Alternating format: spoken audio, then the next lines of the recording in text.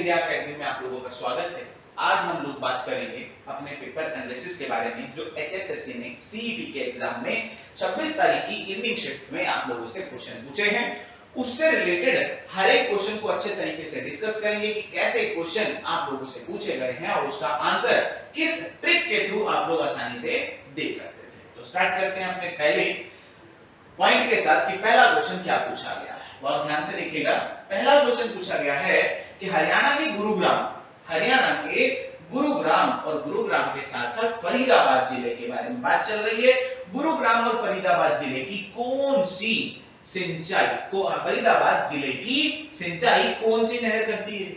मतलब फरीदाबाद और गुरुग्राम जिले को सींचती है कौन सी नहर? तो इसका सिंपल सा जो आंसर है वो क्या है? गुरुग्राम नहर। गुरुग्राम नहर जो ओखला बैराज से निकलती है वो हरियाणा के गुरुग्राम और फरीदाबाद जिले को सींचती है। पहला क्वेश्चन ये पूछा गया था।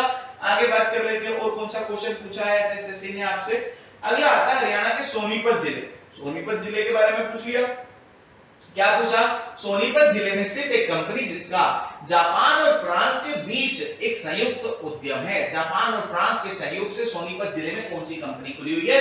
उस कंपनी का नाम आपसे पूछ लिया है। उस कंपनी का नाम है Yakult Danone India private limited. Yakult Danone India private limited नाम की कंपनी है जो हमारे हरियाणा के अंदर सोनीपत में जापान और फ्रांस के संयुक्त उपक्रम से खोली गई है। बात कर लेते हैं रेनबैक्सी की। तो रेनबैक्सी तो गुरुग्राम के अंदर है। गुरुग्राम और बहादुरगढ़ में है रेनबैक्सी। तो उसके साथ साथ अगर हम बात करें ग्लेक्सो, जीएसके का नाम सुना होगा, बहुत सारी दवाइयां बनाती है जीएसके। ये सोनीपत और गुरुग्राम में है। ये भी है सोनीपत में, लेकिन ये फ्रांस और जापान वाला संयोग वाला कॉम्बिनेशन नहीं बैठ रहा था। उसके बाद है नेस्ले तो सिंपल सा पता ही है, नेस्ले तो स्माल्खा में और स्माल्खा तो पानीपत में। सोनीपत का कोई चक्कर है नहीं, तो नेस्ले वाला भी आंसर नहीं हो सकता था। तो इसका आंसर क्या है? Yakult Danone India private limited. ये कहां पर पड़ती है?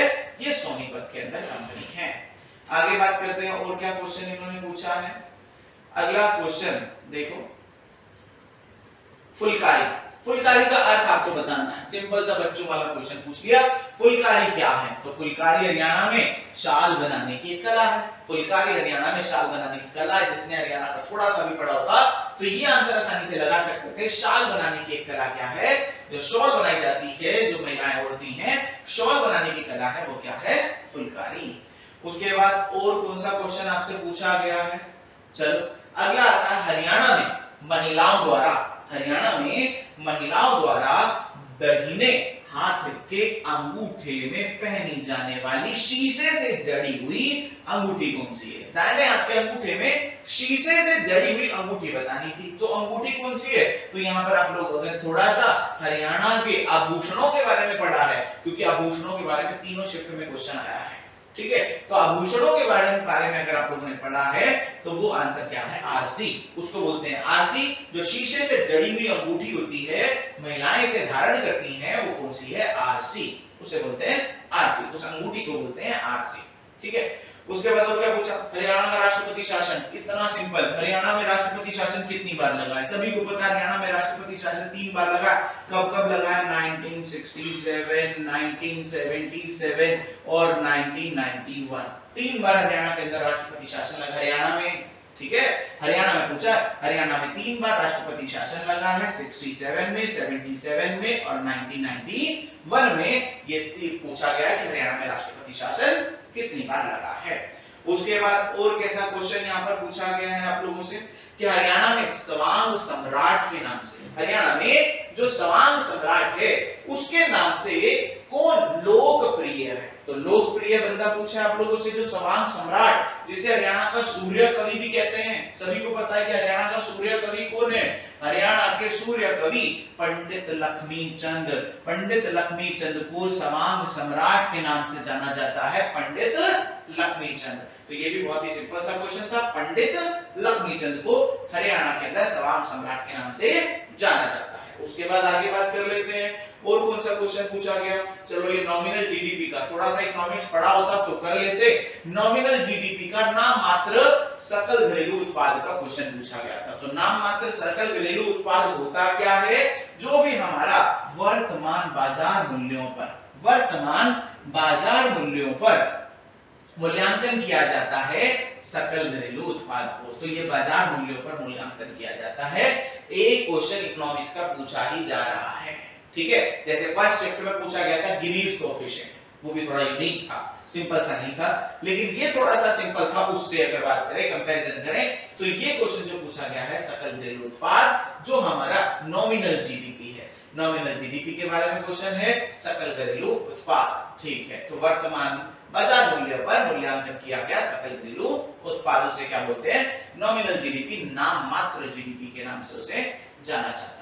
अगला इतना सिंपल शीतला माता मंदिर, सभी को पता है शीतला माता मंदिर गुरुग्राम के अंदर होगा। गुरु द्रोणाचार्य जी की पत्नी के नाम से शीतला माता मंदिर गुरुग्राम के अंदर है। कहां पर है, गुरुग्राम के अंदर, जहां पर मैंने आपको बताया था इंडिया के हरियाणा में एक इंटरनेशनल ऑर्गेनाइजेशन का हेडक्वार्टर भी है गुरुग्राम। कौन सा है, इंटरनेशनल सोलर अलायंस वाला भी। शीतला माता मंदिर भी गुरुग्राम में है, ये भी आपको क्लियर हो चुका है। उसके बाद और कौन सा क्वेश्चन, ये इतना फिर सिंपल क्वेश्चन, मतलब ऐसे कुछ ज्यादा टिपिकल क्वेश्चन नहीं थे। फर्स्ट शिफ्ट में मैं बार बार कह रहा हूं कि फर्स्ट शिफ्ट में थोड़े से थे, लेकिन नॉर्मलाइजेशन होगा, जो पूरे चांसेस है नॉर्मलाइजेशन होगा, और पूरा नॉर्मलाइज करके फिर देखेंगे क्या निकालते हैं एचएसएससी वाले। बात चल रही है हरियाणा के महाराणा प्रताप। हरियाणा में जो महाराणा प्रताप बागवानी विश्वविद्यालय कहां पर स्थित है, तो महाराणा प्रताप बागवानी विश्वविद्यालय हरियाणा के करनाल में है। पिछली बार का एक और क्वेश्चन जो पूछा गया था हमारा 27 तारीख की मॉर्निंग शिफ्ट में, एनडीआरआई कहां है, तो एनडीआरआई तो सभी को पता है करनाल में है, और बागवानी विश्वविद्यालय भी, महाराणा प्रताप बागवानी विश्वविद्यालय भी कहां पर है, वो पड़ता है करनाल के अंदर। उसके साथ आगे बात कर लेते हैं, और कौन सा क्वेश्चन पूछा गया है कि हरियाणा में जिला स्तर पर ग्रामीण विकास के लिए पंचायती राज का कौन सा स्तर उत्तरदायी है। जिला स्तर पर है तो जिला परिषद, सिंपल सी बात है। जिला स्तर पर ग्रामीण विकास के लिए जिला परिषद, जिला स्तर है ना, तो जिला स्तर है तो जिला स्तर पर ग्रामीण विकास के लिए जिला परिषद उत्तरदायी है। आगे बात कर लेते हैं, और कौन सा क्वेश्चन इन्होंने पूछा है, देखो ध्यान से। और जो क्वेश्चन इन्होंने पूछा है, भारत में पहला आम चुनाव कब हुआ, भारत के अंदर पहला आम चुनाव कब हुआ, 1951-52 में भारत के अंदर पहला आम चुनाव हुआ है, ठीक है। सिंपल जो आम चुनाव ऑर्डिनरी इलेक्शन होते हैं वो भारत में पहली बार कब हुए थे, 51-52 में। ये भी क्वेश्चन, बड़खल झील कहां है, देखो इतना सिंपल, बड़खल लेक कहां पर पड़ती है, फरीदाबाद में। बड़खल लेक फरीदाबाद के अंदर पड़ती है, सूरजकुंड भी पता ही आप लोगों को फरीदाबाद के अंदर है, ठीक है। उसके साथ साथ आगे और क्या पूछा गया कि हरियाणा के सिरसा जिले में निम्नलिखित में से कौन सा प्रसिद्ध युद्ध लड़ा गया है। तो सिरसा में जो लड़ा गया, गुजरात में लड़ा गया होगा, थानेसर का कुरुक्षेत्र में लड़ा गया होगा। अब ऑप्शन में बचे चूरमार का युद्ध और द्वितीय आंग्ल सिख युद्ध, तो इसका सही आंसर है द्वितीय आंग्ल सिख युद्ध। तो द्वितीय आंग्ल सिख युद्ध जो है वो लड़ा गया सिरसा के अंदर, कहां पर, सिरसा के अंदर लड़ा गया है।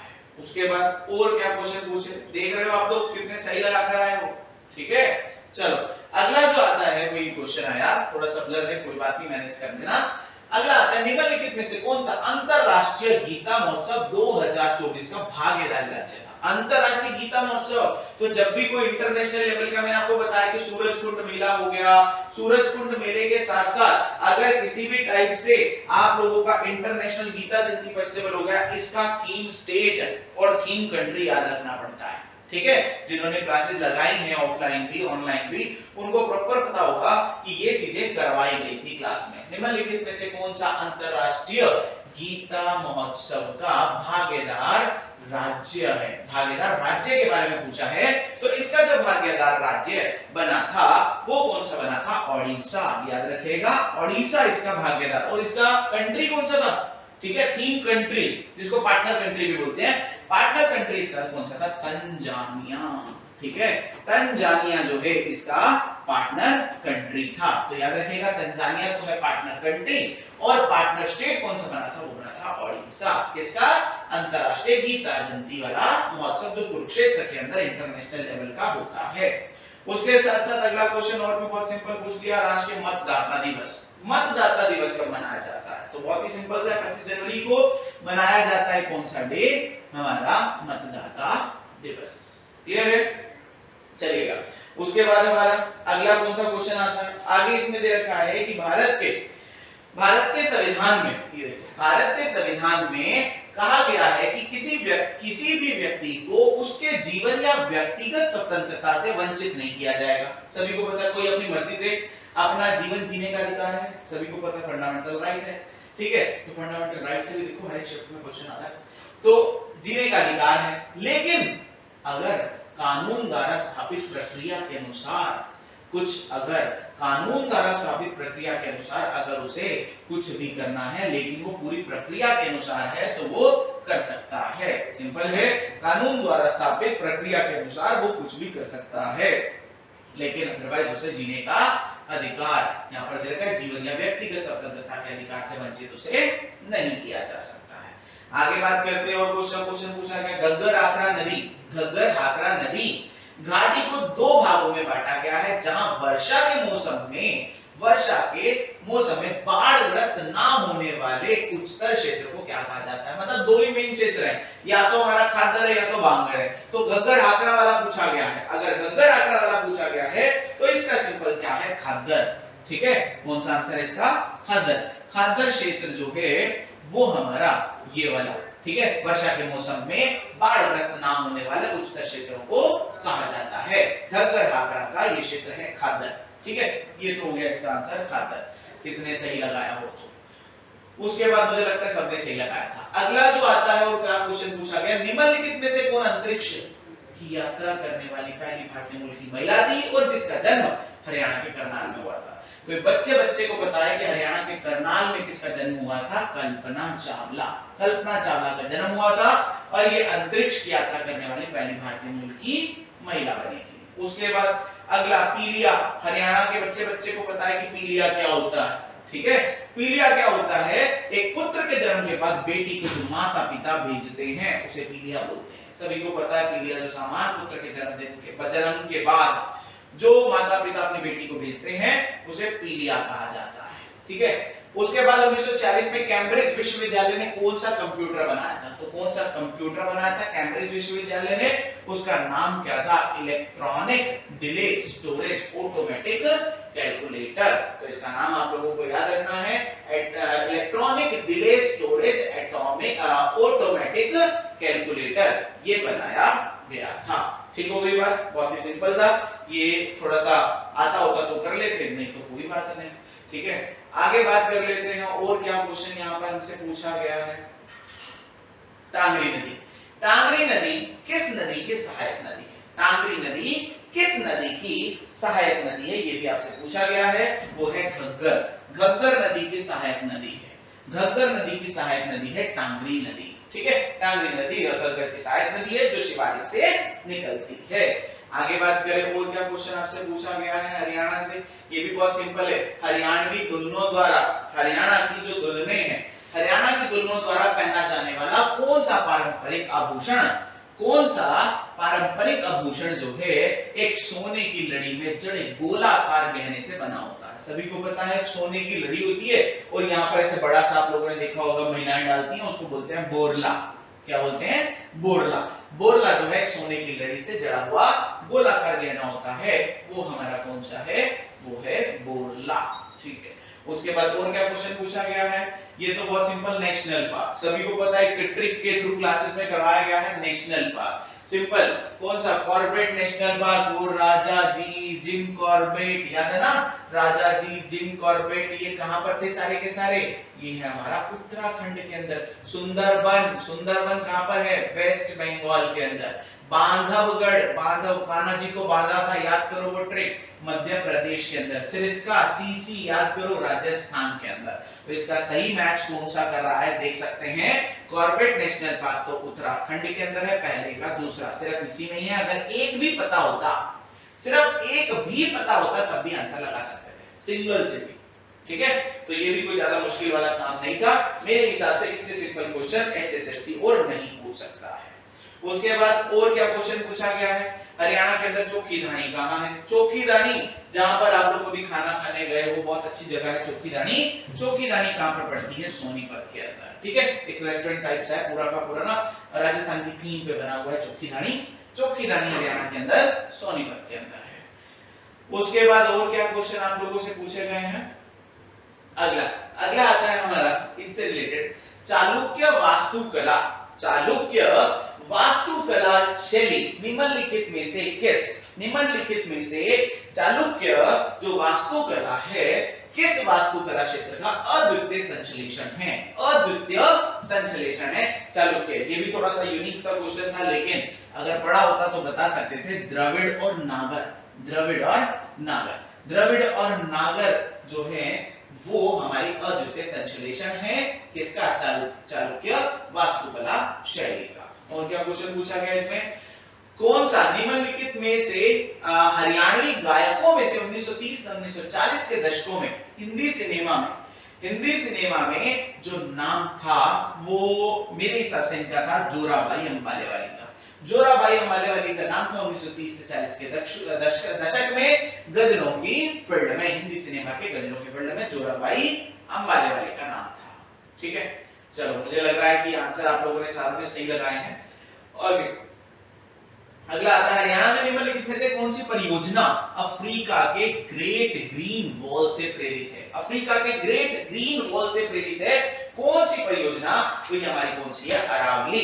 तो अरावली ग्रीन प्रोजेक्ट जो था, अगर पता है अरावली ग्रीन प्रोजेक्ट जो है, अरावली ग्रीन वॉल परियोजना जो है वो कहां से प्रेरित है, अफ्रीका के ग्रेट ग्रीन वॉल से प्रेरित है। अफ्रीका के ग्रेट ग्रीन वॉल से अरावली ग्रीन वॉल परियोजना प्रेरित है।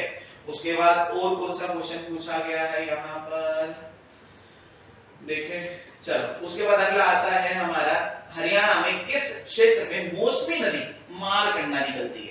तो मारकंडा नदी का उद्गम स्थल पूछ लिया, ये भी कोई बड़ी बात नहीं है। आप लोगों ने नदियों के बारे में अगर थोड़ा बहुत भी पढ़ा है तो इसका आंसर भी आप लोग लगा सकते थे शिवालिक की पहाड़ियों से। तो मारकंडा कहां से निकलती है, शिवालिक की पहाड़ियों से निकलती है मारकंडा, मारकंडा रिवर शिवालिक की पहाड़ियों से निकलती है।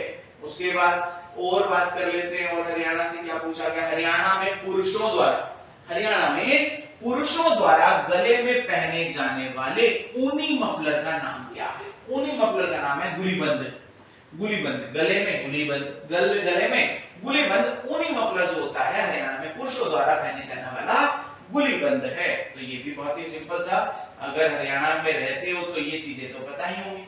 ठीक है, इन चीजों के बारे में तो आप लोगों को नॉलेज होगी ही होगी। उसके बाद आगे बात कर लेते हैं, और कौन सा क्वेश्चन आया है, वो आया है वायु वेग को मापने के लिए। वायु वेग को मापने के लिए कौन सा यंत्र है या उपकरण हम कह सकते हैं, दैट इज एनीमोमीटर। कौन सा मीटर है, एनीमोमीटर। तो एनीमोमीटर किसको मापने के लिए है, वायु वेग को मापने के लिए। तो यहाँ पर एक उपकरण भी पूछ लिया गया है जो मापने के काम आता है, मापक योग्य उपकरण भी, एनीमोमीटर। और क्या क्वेश्चन आया है, ये बाकी सारे छोड़े नहीं है, बाकी सारे आप लोगों ने देखा होगा चैनल पे डले हुए हैं, आप लोग उसमें से देख सकते हैं, हर एक पूरा का पूरा सॉल्यूशन कर रखा है। ठीक है, आगे बात कर लेते हैं, क्योंकि अलग अलग टीचर अलग अलग सॉल्यूशन कर दे रहे हैं आप लोगों को।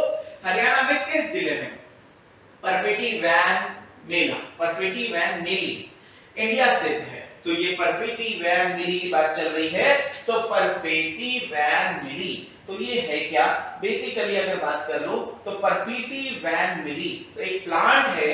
ठीक है, ये प्लांट है, ये कहां पर पड़ता है, ये पड़ता है गुरुग्राम में। कौन से प्लेस पर है, गुरुग्राम के अंदर है ये परफेटी वैन जो है, उसका जो प्लांट है कहां पर पड़ता है, गुरुग्राम के अंदर पड़ता है। तो ये क्वेश्चन पूछा गया। फिर बाद आसियान की एस्टेब्लिशमेंट पूछती, बहुत सिंपल, इंटरनेशनल ऑर्गेनाइजेशन भी एक पूछा जा रहा है। आसियान की एस्टेब्लिशमेंट कब हुई थी, 1967 में। आसियान तो पता ही है ना, association of south east Asian nation, association of south east Asian nation, 1967 में आसियान की एस्टेब्लिशमेंट हुई थी। ठीक है, उसके बाद एक और क्वेश्चन पूछा कि सॉफ्टवेयर के निर्यात में, सॉफ्टवेयर का एक्सपोर्ट करने में हरियाणा का स्थान आप लोगों से पूछ रखा है। तो हरियाणा सॉफ्टवेयर का एक्सपोर्ट करने में तीसरा स्थान रखता है। कौन सा स्थान रखता है, तीसरा स्थान रखता है हरियाणा। और हरियाणा के अंदर सॉफ्टवेयर हब किसको बोलते हैं, गुरुग्राम को, गुरुग्राम को सॉफ्टवेयर हब बोलते हैं। और तीसरा स्थान किसका है, हरियाणा का स्थान है सॉफ्टवेयर का निर्यात करने में, एक्सपोर्ट करने में। ठीक है, उसके बाद आया हर घर हरियाली योजना की शुरुआत कब हुई थी। अगर बात कर ले हर घर हरियाली योजना की, तो हर घर हरियाली योजना की जो शुरुआत हुई थी वो हुई थी 2015 में। ठीक है, याद रखिएगा 2015 में हर घर हरियाली योजना की शुरुआत हुई थी। जिन्होंने इसके आंसर सही लगाए होंगे तो आप लोगों को पता चल गया होगा। एनालाइज करने के बाद ये सारे आंसर आप लोगों के पास हमने डाले हैं, अच्छे तरीके से देखिएगा और अपना अपना जो स्कोर है कितना आप लोगों का बना है नीचे कमेंट बॉक्स में जरूर लिखिएगा। ठीक है, आज के लिए इतना ही। Thank you to all of you, thank you so much, thanks to all.